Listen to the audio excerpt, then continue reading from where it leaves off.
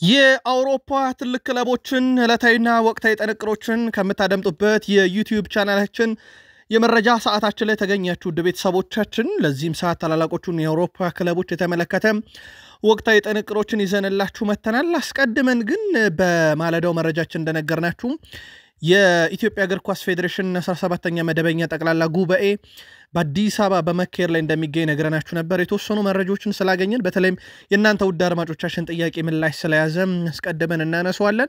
ከዛ በሪያል ማድሪድ የመረጃ ሰዓታችን ከዝውውር ጋር በተያያዘና ይቅርታው ተቀባይነት አገኘ ወይንስ ምላሹን ይዘናል። የፔድሪ ጉዳት፣ የባርሴሎና አዲሱ 9 ቁጥር ሊዮኔል አንድሬስ ሜሲን የተመለከተ መረጃ በዛው እናነሳለን። በጀርመን ቡንደስሊጋው ላይ ትኩረት ማድረግ ያለብን ሳምንት ላይ ደርሰናል። ምክንያቱን እንነግራችኋለን። ተጨማሪ ጥንቅሮችን በቡንደስሊጋም ይዘናል። በአውሮፓ ዙሪያ እንዳጠቃላይ ትልቆቹን ክለቦች የተመለከተ ወቅታዊና ዕለታዊ ጥንቅሮችን በስፋት እናደርሳችኋለን። እንግሊዝ ስንመጣም የክረምት ፈራሚዎች ውስጥ አንደኛውን የ9 ቁጥር አጥቂ እናነሳለን። በቶትንሃም ቤት ከቼልሲ ተሻምተው ያመጡትን ተጫዋች 11 ጨዋታ እንገመግማለን። ተጨማሪ መረጃዎችን ይዘናል። በዛው የቼልሲን መረጃ ስንቀጥል ቼልሲ የመጀመሪያው የእንግሊዝ ፕሪሚየር ሊግ ሆኗል። በነገራችን ላይ በምን የመጀመሪያው ፕሪሚየር ሊግ ክለብ ሆነ ታደምጡታላችሁ። ማሬስካም አልቀጣም ብለው ነበር፣ አሁን ግን እቀጣለሁ ብለዋል። በተለይም ይሄ የቀይ ካርድ ጉዳይ እሳቸው ለምን አይቀጡም ሲባሉ ከዚህ በፊት ጥያቄ ሲቀርብላቸው አልቀጣም ብለው ነበር። አሁን ግን ሐሳባቸውን ቀይረዋል። በቼልሲ በኩል ተጨማሪ መረጃ እናደርሳለን። የሊቨርፑልና የአርኔ ስሎት ጉዞ ከዘንድሮ ሽንፈት ጋር በተያዘ የአምና ድላቸው ሁሉ መገምገም ጀምሯል። ያ ቡድን የክሎፕ ነው የሚሉ እንግዲህ ትንታኔዎችን መቅረብ ጀምረዋል። አሁን ላይ ቀጣይ ጨዋታዎቻቸውም ካለፉት ጨዋታ አንጻር ሲነጻጸሩ ቀላል የሚባሉ አይደለም። ኦሊቨር ግላስነር አይስማሙም በስሎት ሐሳብ። ዝቅተኛ የቡድን ደረጃ ይዘን ገብተናል ቢሉም ኦሊቨር ግላስነር ግን አልስማማም ብለዋል። ለማንኛውም አርኔ ስሎትን የተመለከተ መረጃ ስናቀርብ ለመሆኑ ማን ይቅርታ ደጋፊውን በይፋ የጠየቀው ተጫዋች እንነግራችኋለን። አርሰናል ከቋሚ 11ዱ ተጠባባቂውን ስናየው እጅግ በጣም አደገኛ ተጠባባቂ ይዞ ነው የገባው። በነገራችን ላይ በጣም አስገራሚ ነገር በአርሰናል ስኳድ ዴብዝ ውስጥ የመጀመሪያው ተመራጭም ሁለተኛው ተመራጭም ምን ያህል ኳሊቲ እንዳለው የብራይተኑ ጨዋታ ግልጽ አድርጎ የሚያሳይ ይመስላል። የቡድኑን ቁልፍ ተጫዋቾች እናነሳለን፣ ሳካ፣ ቲምበር። ከዛ በዘለለ ደግሞ በአርሰናል በኩል እንደ ቡድን መረጃዎችን ስናነሳ ፋቢያን ሁዝለርም አንድ ሐሳብ አጋርተዋል። በቡድን ዜና ማይክል አርቴታና ኒኮላስ ጆቬርን እናነሳለን። ተጨማሪ መረጃዎችን በአርሰናል በኩል ይዘናል። የማንቸስተር ዩናይትድ ወሳኝ ሰው ፌብራሪ 2020 ከተቀላቀለ በኋላ በሁሉም ነገር አሁን አንደኛ ሆኗል። ብሩኖ ፈርናንዴዝን ማንሳት ግድ ይለናል። ዛሬ ስለ ብሩኖ ፈርናንዴዝ በርካታ ቁጥራዊ መረጃዎች ሲወጡ ነበረ። በተለይም ተጫዋቹ ይሄ የኳስ ማቀበል ሬቱ በቁጥር ዛሬ መወያያ አጀንዳ ሆኖ ነበረ በብዙ ሚዲያዎች ላይ እናነሳዋለን። ከሉክ ሾም ጋር በተያያዘ ተጨማሪ መረጃዎችን ይዘናል። በቡድን ዜና መረጃ ስናነሳ ከዛ ውጭ አንድ የዩናይትድ ሌጀንድ ከእግር ኳስ ካቆመ በኋላ አሁን ደግሞ ከሆነ ነገር አቁሟል። ከምን የሚለው እንነግራችኋለን። በርካታ መረጃዎች ተይዘዋል። እስከ ፕሮግራማችን ፍጻሜ ቆዩ። ላይክ፣ ሰብስክራይብ፣ ሼር ማድረግ እንዳይረሳ። በሐሳብ መስጫ ሳጥናችን ላይ ስለምታሳተፉ አመስጋኞች ነን። መረጃዎቻችን ተጀመሩ። ከሰሞኑ በአድማጭ ተመልካቾቻችን ከመጣ ጥያቄ ውስጥ አንደኛው የአዲስ አበባ ስቴዲየም ግንባታ መቼ ያልቃል የሚል ነበረ። እንደሚታወቀው በዛሬው ዕለት የኢትዮጵያ እግር ኳስ ፌዴሬሽን 17ኛ መደበኛ ጠቅላላ ጉባኤውን በአዲስ አበባ በመካሄድ ላይ ይገኛል። በጉባኤው የ2017 እቅድ አፈጻጸም ሪፖርት የቀረበ ሲሆን የበጀት ዓመቱ አጠቃላይ ገቢ ከ357 ሚሊዮን ብር በላይ መሆኑ ተገልጿል። ለኢትዮጵያ ዋናው ብሔራዊ ቡድን በሁለቱም ጾታ አጠቃላይ ለአህጉራዊና ዓለም አቀፍ ውድድሮች ከ123 ሚሊዮን ብር በላይ ወጪ መደረጉ ተረጋግጧል። የብሔራዊ ቡድኖቹ ወጪ በዚህ ልክ ከፍ ያለው ደረጃውን የጠበቀ ስቴዲየም ባለመኖሩ መሆኑ ይታወቃል። የፌዴሬሽኑም ፕሬዚዳንት አቶ ኢሳያስ ጅራ ይህንን አስረድተዋል።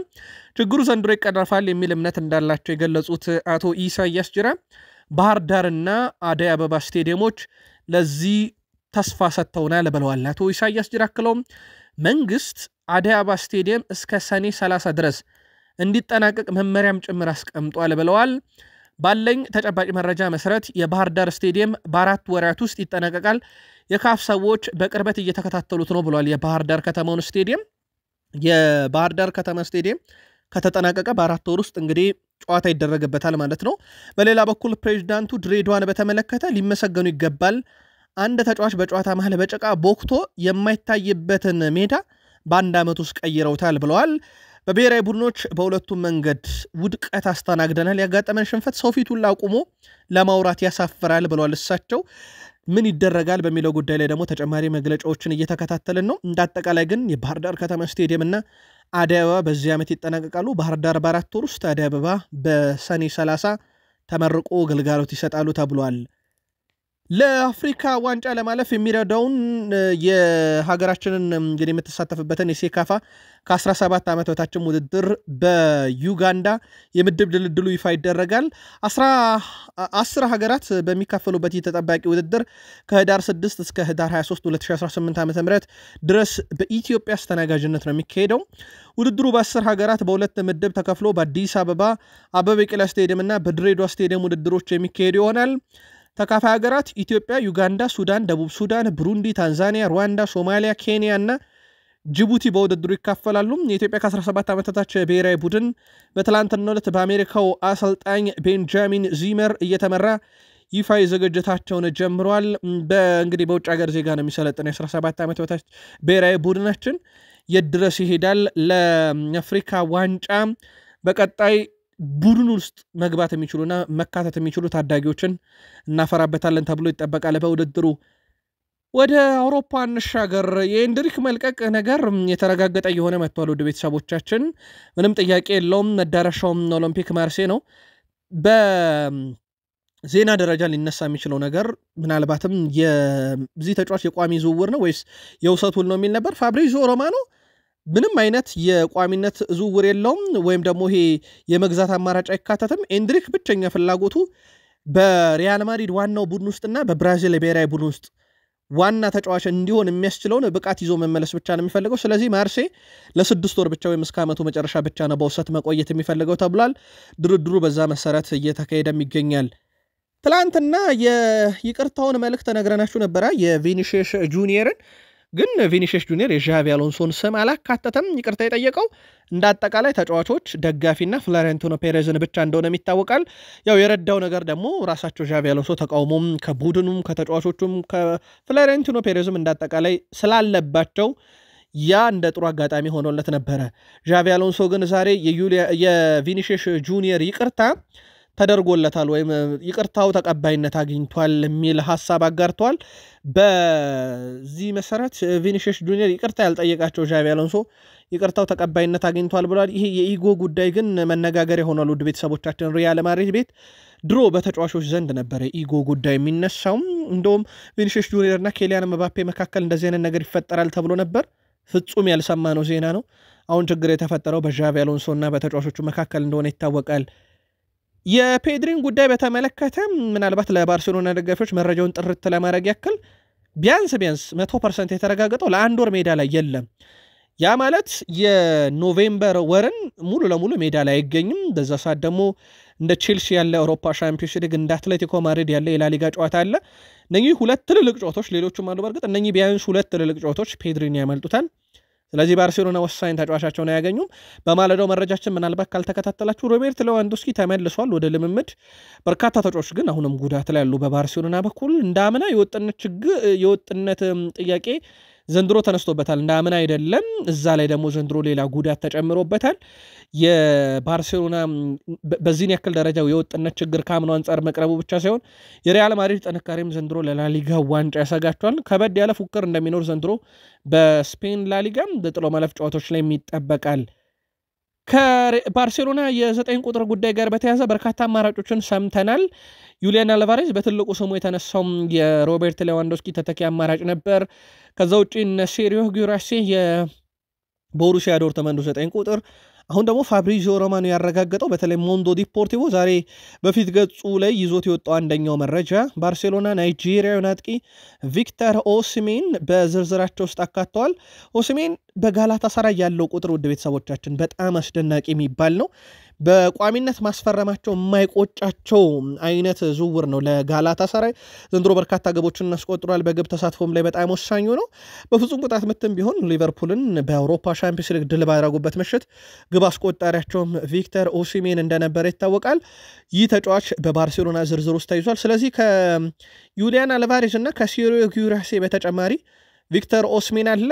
ሶስተኛው አማራጭን ተከትሎ የባርሴሎና ደጋፊዎች የምርጫችሁ ከሶስቱ ቢሆን ማንን ታስቀድማላችሁ? ለሮቤርት ሌዋንዶስኪ ተተኪ መልከታችሁን አድርሱን።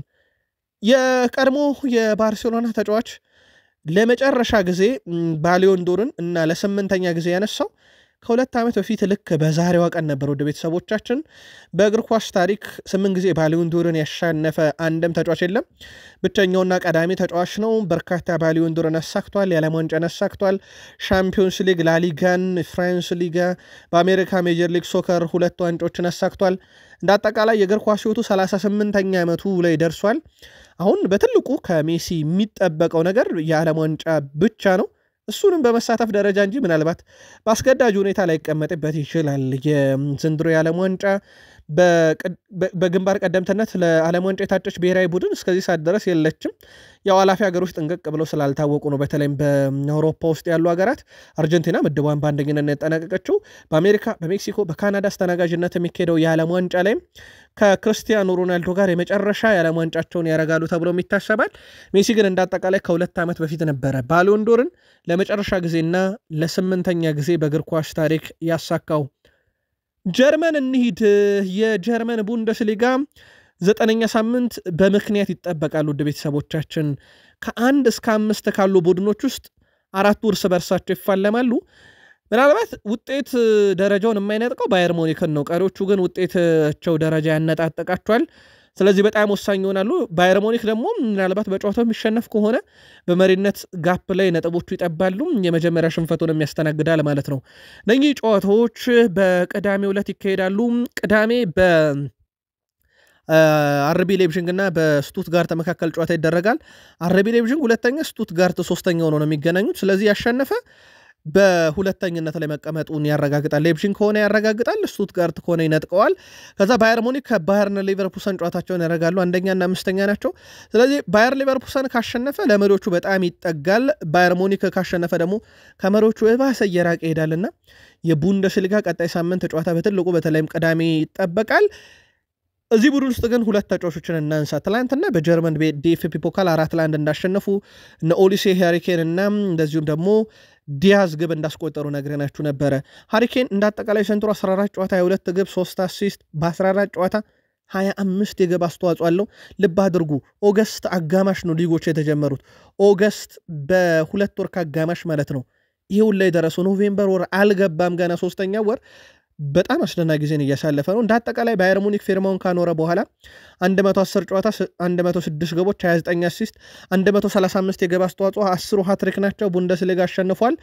ድንቅ ዓመት እያሳለፈ ይገኛል። አጣማሪውም ሉዊስ ዲያዝም ዘንድሮ ከሊቨርፑል ከሄደ በኋላ አዲስ ተጫዋች አይመስልም፣ ወይም ለቡንደስሊጋው እንግዳ አይመስልም። 16 ጨዋታ 16 የግብ አስተዋጽኦ አለው። 9 ግብ ናቸው፣ 7 አሲስት። ጥንቅቅ ያለ ተጫዋች ሆኗል። ሄዶ በባየር ሙኒክ ቤት በጣም አስደናቂ ጊዜን እያሳለፈ ይገኛል። እንግሊዝ ደረስን። ተወዳጁ የእንግሊዝ ፕሪሚየር ሊግ 9ኛ ሳምንት ከተጠናቀቀ በኋላ የ2025-26 የውድድር ዘመን የወርሃ ጥቅምት የወሩ ምርጥ ወይም የኦክቶበር ወር የወሩ ምርጥ ተጫዋች እጩ ይፋ ተደርጓል። ማቲ ካሽ ከአስቶን ቪላ፣ ብሩኖ ጉማሬሽ ከኒካስል ዩናይትድ፣ ኤርሊንግ ብሮት ሃላንድ ከማንቸስተር ሲቲ፣ ጁኒየር ክሩፒ ከበርንማውዝ፣ ብሪያን ምቤሞ ከማንቸስተር ዩናይትድ፣ ኖርዲ ሞኮሌ ከሰንደርላንድ፣ ኢገር ቲያጎ ከብሬንትፎርድ እና ዩሊያን ቲምበር ከአርሰናል ናቸው። ከነኚህ 8 እጮች ውስጥ በወሩ ምርጥ ብቃትን ያሳየ ለቡድኑ ምርጥ የነበረ ማን ነው? የእናንተን ምልከታ አጋሩን። በእርግጥ ብዙ ስሞች እየተነሱ ነው። ያው የብዙ ክለቦች ተጫዋች ስም ስለተጠቀሰ በሚዲያው ላይ የማስም ነው ገኖ የቀረበው የሚለውን መረጃ ማካተት አልፈለግንም። ግን እናንተ ውድ አድማጮቻችን በሐሳብ መስጫ ሳጥናችን ላይ ከነኚህ 8 እጮች በወሩ ምርጥ የነበረው ማን ነው አድርሱን።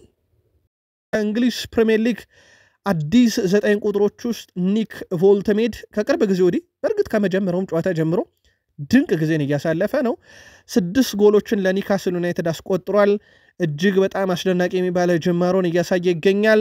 በኒካስል ዩናይትድ ቤት ኢሳክን በደንብ ነው የረሱት ማለት ይቻላል። በእርግጥ ኢሳክ ሊቨርፑል ከመጣ በኋላ ነገሮች አልጋ ባልጋ ለመሆን ብቻ አይደለም ለሊቨርፑልም እንደ ቡድን የከበደ ጊዜ ሆኗል።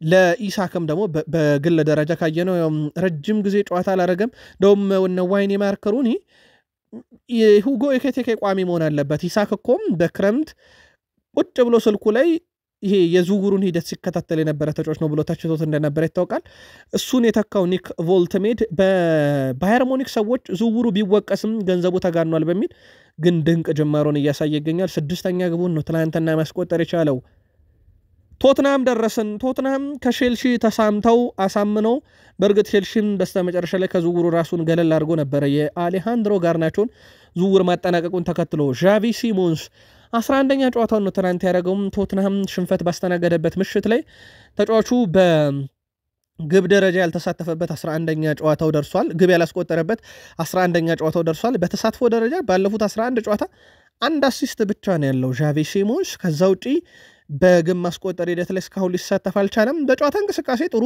እንቅስቃሴዎችን ያደርጋል ግን ለዣቪ ሲሞንስ ካለ ከዛ የ10 ቁጥር ሚና ላይ ከሚገኘ ተጫዋች ግብ አሊያም አሲስቶች በትልቁ ይጠበቃሉ ግን ያ ሲሆን እያየን አይደለም 11 ጨዋታ አንድ አሲስት ብቻ ምንም ግብ እስካሁን ለቶትናም ሆትስፐርስ አላስቆጠረም ቼልሲ የመጀመሪያው እንግሊዝ ፕሪሚየር ሊግ ሆኗል በነገራችን ላይ የአርሰናልን ነገርናቸዋል በማለዳው መረጃችን የመጀመሪያው እንግሊዝ ፕሪሚየር ሊግ የሆነበትን ምናልባት ካልሰማችሁት በአርሰናል የመረጃ ሰዓት እናነሳዋለን ቼልሲም በዚህ ሳምንት በአንድ አጋጣሚ የመጀመሪያው የእንግሊዝ ፕሪሚየር ሊግ ክለብ ሆኗል ይሄም በካራባኦ ካፕ ድል ባደረጉበት ጨዋታ አራቱም ግቦች ሲቆጠሩ አራቱም ግብ አስቆጣሪዎች ወይ እድሜያቸው 21 ነው ወይ ከዛ በታች ነው ይህ በአንድ ጨዋታ አራት ጎሎችን ቡድን ሲያስቆጥር 21 እና 21 ዓመት በታች የሆኑ ተጫዋቾች ግብ ሲያስቆጥሩ በታሪክ ለመጀመሪያ ጊዜ ነው አንድሬ ሳንቶስ እና ጄም ባዮን ጊተንስ 21 ዓመታቸው ነው ከዛ ታሪክ ጆርጅ 19 ኤስታቪዮ 18 ዓመቱ ነው ትላንትና የቼልሲ ታዳጊዎች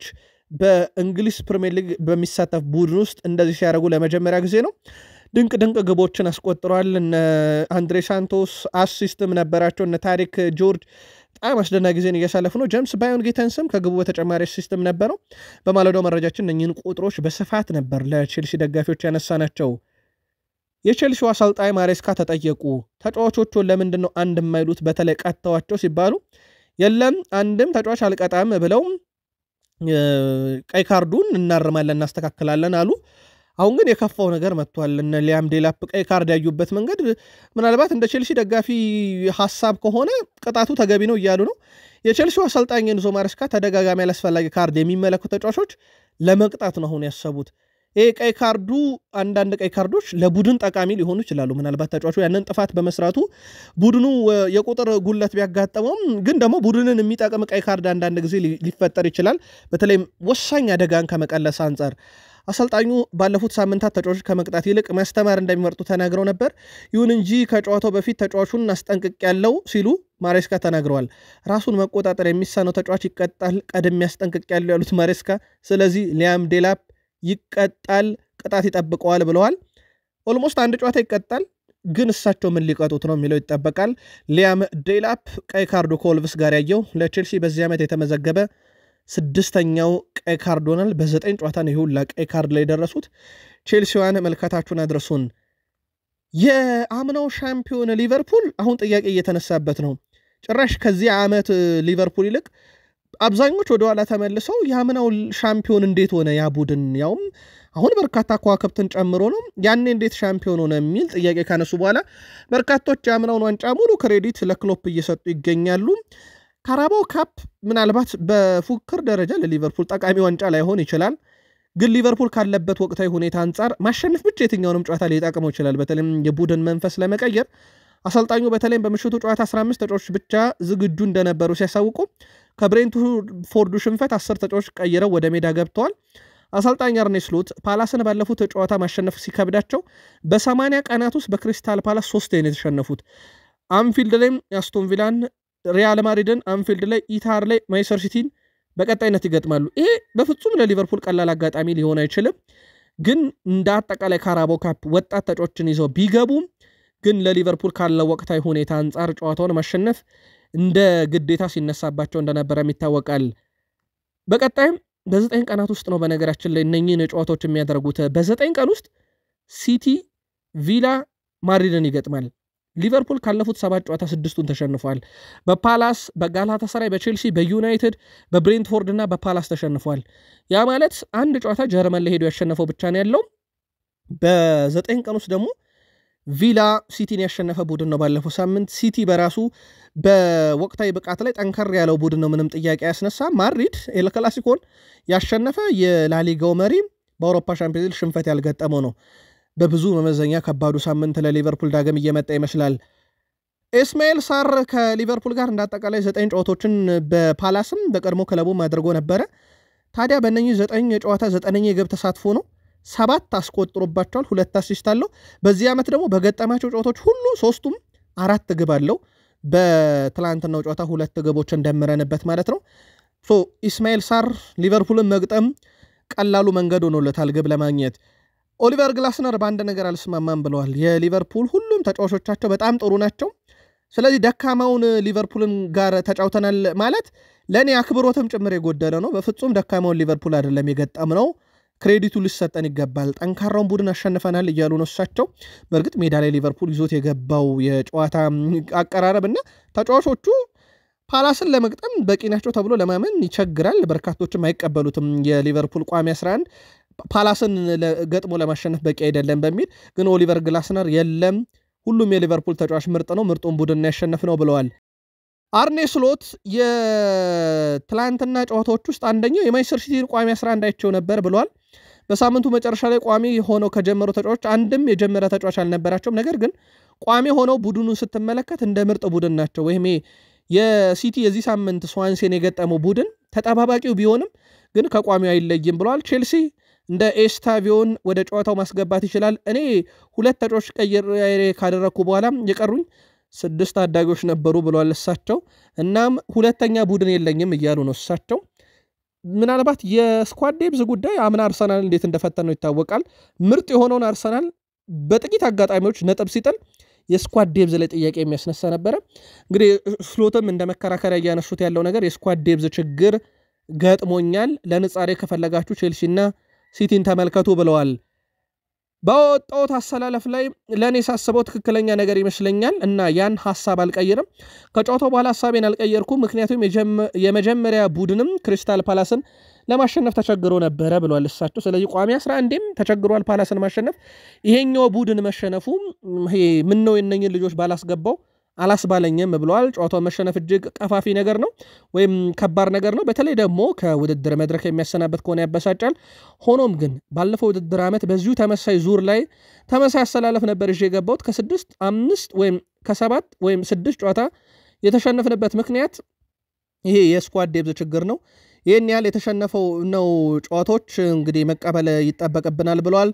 በዚህ አቋም ላይ ካለ ለሊቨርፑል የምትጫወት ከሆነ ወይም የምታሰለጥን ከሆነ ጫናው ከባድ ነው ብለዋል። የሚቀርላቸው አይመስልም። ስካይ ስፖርት እንደውም በነገራችን ላይ ዛሬ በፊት ገጹ ላይ ይዞት የወጣው መረጃ ሊቨርፑል ቀጣይ ሳምንት ጨዋታን ማሸነፍ ግዴታው ነው፣ አለበለዚያ ምናልባትም አንዳንድ ትልቅ ውሳኔዎችን ልንሰማ እንችላለን እያሉ ነው። አንዲ ሮበርትሰን ከጨዋታው መጠናቀቅ በኋላ የሊቨርፑል ደጋፊዎችን በይፋ ይቅርታ ከጠየቁትና እስከዚህ ሰዓትም ድረስ የሰማነው የይቅርታ መልእክት ለሊቨርፑል ደጋፊዎች የደረሰው ከአንዲ ሮበርትሰን ነበር። የአርሰናል ቋሚ 11 እንዳለ ሆኖ ይሄ የተጠባባቂ ተጫዋች ትላንትና ሜዳ ላይ ሲገቡ ተጠባባቂ የሆነው ደግሞ ቡድን በጣም አስገራሚ ነው። ተጠባባቂ የሆነው ዳቪድ ሪያ፣ ጋብርኤል ማጋሌሽ፣ ዩሊያን ቲምበር፣ ካላፊዮሪ፣ ዴክላን ራይስ፣ ዙቤሜንዲ፣ ቡካዮ ሳካ፣ ሌሳንድሮ ትሮሳርድ፣ ቪክተር ዮኬሬሽ ተጠባባቂ ነበሩ። ውድ ቤተሰቦቻችን ይህ ተጠባባቂ ተቀምጦ ነው እንግዲህ ያለ ግብ ሳይቆጠርባቸው 2 ግብ አስቆጥሮ በእርግጥ ሳካ ተቀይሮ ገብቶ ግብ አስቆጥሯል ድል ያደረጉትና አርሰናል ዘንድሮ የስኳድ ዴፕዝ ጥያቄ እንዳያነሳ ያደረገ ጥያቄም እንዳያነሳ ብቻ ሳይሆን የተጠቀመን ቡድን ነው ማለት ይቻላል። የአርሰናል ቋሚ 11ዱም ይሄ ተቀይሮ ገብቶ የሚጫወተውን ቡድን ማይክል አርቴታ በሚፈልጉት ያን ሲቲን እንደ ምሳሌ በሚያነሱበት ሌቭል የደረሰም ይመስላል። ሳካ ለአርሰናል 74 ጎል 64 አሲስት ደርሷል። ተቀይሮ ገብቶ ነበረ ግብ ያስቆጠረው። በእርግጥ ለዚህች ግብ መቆጠር ዩሊያን ቲምበር ሁሉን ነገር አድርጓል ማለት ይቻላል። አክስ ያለ አንደኛው ብቃቱ በነገራችን ላይ ከራሱ የሜዳ ክፍል ኳስን አቆራርጦ ይዞ ገብቶም እስከ ተቃራኒ ሶስተኛ የሜዳ ክፍል የሚሄድበት አንደኛው ኳሊቲው ነበር። ከመከላከል በተጨማሪ ትላንትናም ያንኑን ያደረገው ድሪብሉ በጣም አስደናቂ ነበር። ሳካን ያገኘበት መንገድ በብዙ መንገድ አስደናቂ ብቃት ነበር። ሳካ ላስቆጠረው ግብ የዩሊያን ቲምበር ሚና ቀላል የሚባል አልነበረም። በዘንድሮ ውድድር ዓመት ከመከላከል እስከ ማጥቃት በጣም ወሳኝ ሰው ነው። ብዙዎችም እያደነቁት ይገኛሉ ይሄን ተጫዋች። በነገራችን ላይ አርሰናል ቤት እንደ ማጋሌሽ እንደ ዩሊያን ቲምበር እየተባሉ የሚደነቁ ተጫዋቾች ውስጥ አንደኛው ነው። ወደ ሩብ ፍጻሜ አለማለፋችን አርሰናልን አሸንፈን አሳዛኝ ብለውታል የብራይተኑ አሰልጣኝ ፋቢያን ዊዝለር። ከአርሰናል ጋር ስትጫወት ብዙ የማግባት እድል አገኛለሁ ብለህ ማሰብ የለብም፣ ስለዚህ ያገኘውን አጋጣሚ ነው ወደ ግብ መቀየር ያለብህ ብለዋል። ልክ ናቸው። ኬፓ አሪዛባላጋ በጣም አስደናቂ ኳሶችን አድኖባቸዋል። እሳቸውም ያ የቆጫቸው ይመስላል። ይህን እድል አግኝተን አለመጠቀማችን ያናዳል ብለዋል። ወደ ቀጣዩ ዙር ማለፍ ለምንችልባቸው አጋጣሚዎች የግብ ዕድሎች አግኝተናል፣ ግን ወደ ግብነት መቀየር አልቻልንም። አርሰናሎች የመጀመሪያ ጎላቸውን በማስቆጠር ነው የቀጡን። አስቀድመ ደግሞ ካላስቆጠርክ እንደዚህ አይነት ሜዳ ላይ ነገሮች ይከብዳሉ ብለዋል። እናም አርሰናልን ለማሸነፍ ነገሮች ለኛ መጀመሪያ ቀላል ነበሩ፣ በኋላም ከብደዋል ብለዋል። ያው ያገኟቸውን እድሎች አለመጠቀማቸው በትክክልም ዋጋ አስከፍሏቸዋል ብራይተኖችን። በአርሰናል በኩል ግን ሁለተኛውም ቡድን የዋዛ እንዳልሆነ ለዚሁ የተመለከትንበት አጋጣሚ ነበረ። በአሰልጣኝ ማይክል አርቴታ የሚመራው የሊጉ መሪ አርሰናል ግብ ሳይቆጠርበት ተከታታይ ድል እያስመዘገበ ነው። ድሉ ብቻ አይደለም ለየት የሚያደርገው አርሰናልን ግብ የሚቆጠርበት አይደለም። የካራባኦ ካፕ ሁለተኛ ግብ ጠባቂው ኬፓ አሪዛባላጋ ያስገቡት መድፈኞቹ ግብ ሳይቆጠርባቸው ነው አሸንፈው የወጡት። አርሰናል በዘንድሮ ውድድር ዓመት ካደረጓቸው 14 ጨዋታ ውስጥ 11ዱ መረባቸው አልተደፈረም። መድፈኞቹ ባለፉት 6 ጨዋታ ተከታታይ ድል ሲያስመዘግቡ ደግሞ ጭራሽ ግብ አልተቆጠረባቸውም። የማይክል አርቴታው ስብስብ ግብ የተቆጠረበት 3 ብቻ ነው። ይሄ ሌላ የአርሰናል ጥንካሬ ነው። ውድ ቤተሰቦቻችን በነገራችን ላይ አርሰናል በአጠቃላይ 27 ግቦችን ነው ዘንድሮ ያስቆጠረው። ከክፍት ጨዋታ 14 ግብ፣ ከቆመ አጋጣሚ ወይም ከቆመ ኳስ 13 ግብ፣ እንደ አጠቃላይ 27 ግብ። የተቆጠረባቸው የግብ ብዛት 3 ነው። የተጫወቱት የጨዋታ ብዛት ወደ ቤተሰቦቻችን የ14 ጨዋታ ዕድሜ ደርሷል። ግን በጣም አስደናቂ ቡድን ገንብቷል። እዚህ ቡድን ላይ ኦዴጋርድ፣ ማዱኬ፣ ሃቨርዝ እና ኢየሱስ ብዙን አልተሳተፉም። በተለይ ሃቨርዝ እና ኢየሱስ ብዙ ሌሉ። ማዱኬና ኦዴጋርድ የተወሰኑ ጨዋታ ላይ ግን ተሳትፎ ማድረግ ችለው ነበረ። አርሰናል በቀጣይ 3 ተከታታይ ጨዋታ ከሜዳ ውጭ ነው የሚያደርገው። በርንሌ፣ ስላቫ ፕራ፣ ሰንደርላንድ። ከዛ በኋላ ያው የሀገራት ጨዋታ ይቀጥላል። በኤምሬትስ ከ24 ቀን በኋላ ይሆናል ማለት ነው እንዳጠቃላይ አርሰናል ጨዋታ የሚያደርገው። ስለዚህ ኤምሬትስ ላይ በዚህ ሳምንት ያደረገው ጨዋታም ዳግም ከአንድ ወር በኋላ አካባቢ ወይም 24 ቀን በኋላ ዳግም በኤምሬትስ ሲጫወት አርሰናልን የምንመለከት ይሆናል። ግን ለአርሰናል ከባድ ጊዜ ነው። በተጋጣሚ ቡድን ንጻሬ ደረጃ በርንሌና ሰንደርላንድ አዳጊ ናቸው። ስላቫ ፕራ የትም ቢገጥመው ለአርሰናል አሁን በወቅታዊ ብቃት ከባዱ ቡድን ነው ተብሎ አይታሰብም። ግን ወሳኙ ጉዳይ ያው በፕሪሚየር ሊጉ አርሰናል ሊቨርፑልና ሲቲን በብዙ ነጥብ ለመራቅ ሁለቱ ጨዋታዎች በተለይም የበርንሌና የሰንደርላንድ ወሳኝ ናቸው። ግን ከሜዳ ውጭ የሚደረጉ ናቸው ሶስቱም። እንዴት ይወጣዋል አርሰናል የሚለውን ይጠበቃል። አርሰናል ግን ቀጣይ ከሰንደርላንዱ ጨዋታ በኋላ የሀገራት ጨዋታ ስላለበት ኤምሬትስ ላይ ለመጫወት ኦልሞስት ወደ 1 ወር ጊዜ መጠበቅ ይኖርበታል የአርሰናል ደጋፊ። በማንቸስተር ዩናይትድ ቤት ብሩኖ ፈርናንዴዝ በጥር የዝውውር መስኮት 2020 ላይ ፈረመ ተጫዋች ነበር። ምናልባት ለየት የሚያደርገው የብሩኖን ዝውውር እንደዚህ አይነት ጥራት ያለውን ተጫዋች ብዙ ጊዜ ጥር ላይ አይገኝም። ግን ዩናይትዶች በጥር አመጡት። ከዛ በኋላ ዩናይትድ ከመጣ በኋላ ወደ ቤተሰቦቻችን ቢያንስ በወሳኝ 5 ነገሮች የቡድኑ ቀዳሚ ተጫዋች ነው። ለአብነት ያክል በፕሪሚየር ሊጉም በርካታ ግብ ለዩናይትድ ያስቆጠረው ወይም እንደ አጠቃላይ ለዩናይትድ በርካታ ግብ ያስቆጠረው ብሩኖ፣ በርካታ አሲስት ያለው ብሩኖ፣ በርካታ ሙከራ ያደረገው ብሩኖ፣ በርካታ የግብ ዕድል የፈጠረው አይደለም ለዩናይትድ ለፕሪሚየር ሊጉም ብሩኖ ነው። በርካታ ጨዋታዎችን በዩናይትድ መለያም የተጫወተው እሱ ነው። ባለፉት 5.5 ዓመታት ውስጥ በማንቸስተር ዩናይትድ የእግር ኳስ 5.5 ዓመት ውስጥ እንደ ብሩኖ ያለ ተጫዋች በየትኛው መመዘኛ በተለይም ቁጥራዊ መረጃዎች አይዋሹምና ቀዳሚ ተጫዋች ፈልጎ ማግኘት በጣም ይቸግራል። ከሰሞኑ ግን የብሩኖ ፈርናንዴዝ አንዳንድ ቁጥሮች ውስጥ ይሄ ሶስተኛ የሜዳ ክፍል ላይ ኳሶቹ በጣም እየተቆረጡበት ይገኛሉ። በተለይም ከብሩኖ የሚነጠቁ ኳሶች ወደ አደጋ ክልል ተመልሰው እየመጡ ነበረ። ብሩኖ ብዙ ኳሶችን በጨዋታ ሎስት ያደርጋል ወይም ያጣቸዋል። የቡድኑ ቁልፍ የሚባል ተጫዋች ጋር አብዛኛውን ጊዜ የሚፈጠሩ አጋጣሚዎች ናቸው። በብዛት የቡድን ቁልፍ ተጫዋቾች ሪስክ ወሳጆችም ናቸው። በእርግጥ እንደ ብሩኖ ያለ ተጫዋች ነፃ ሚና በዩናይትድ ይሰጠዋል ተብሎ የሚታሰበው ተጫዋች ነው። ለአብነት ያክል በባርሴሎና እንደ ላሚን ያማል ያለ አማካይ ተጫዋች ብዙ ኳሶችን ያጣል። በራፊኒያን በኩል በቡድን ውስጥ አንደኛው ላሚን ያማል ነው። ሁለተኛ ብዙ ኳስ የሚያጣው ራፊኒያ ነው። የሙኒኩ ማይክል ኦሊሴ ብዙ ኳሶችን ይነጠቃል። ድሪብል የሚያደርገው እሱ ነው። ሳላ በሊቨርፑል፣ ደብሮይናም በፕሪሚየር ሊግ በነበረባቸው ሰዓታት እንደዚህ አይነት ነገሮች ይገጥሟል። በአርሰናልም ሳካ ያለው ቁጥሮች እንደዚህ የሚያጣቸው ከማንቸስተር ዩናይትድ ደግሞ በእንደዚህ አይነት ደረጃ የሚጠቀሰው ብሩኖ ነው። ወደ 16.4 ኳሶችን በጨዋታ በአማካይ ያጣል። የቡድኑ የማጥቃት መነሻ አብዛኞቹ ኳሶች ከሱ ናቸው። እናም ትኩረት የሚደረግበት አይነት ተጫዋች ነው። እነኚህ የሚያጣቸው ኳሶች እንደ ምክንያት የሚነሱበትም ዋናው ምክንያት ብዙ ኳሶች ከሱ ስለሚነሱ ብዙ የማጣት ቻንስ አለው። ግን የቡድን ወሳኝ ተጫዋቾች እንደዚህ አይነት ሪስክ ወሳጆችም ናቸው።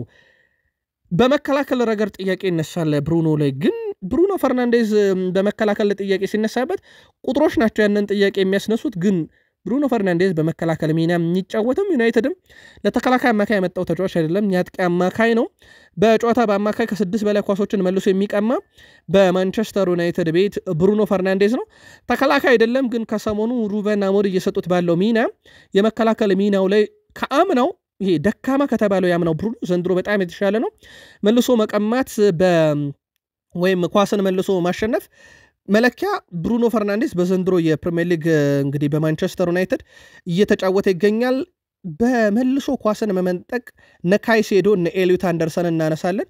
ብሩኖ ፈርናንዴዝም እዚህ ውስጥ የሚካተት ነውና ዘንድሮ ተሻሽሏል በዚህ ረገድ። ይሄ በመከላከሉ ደካማ የነበረው ብሩኖ ግን ያለሚናው እያጫወቱት መሆናቸው ሩበን አሞሪም ላይ ብዙ ትችት እንደደረሰባቸውም ይታወቃል።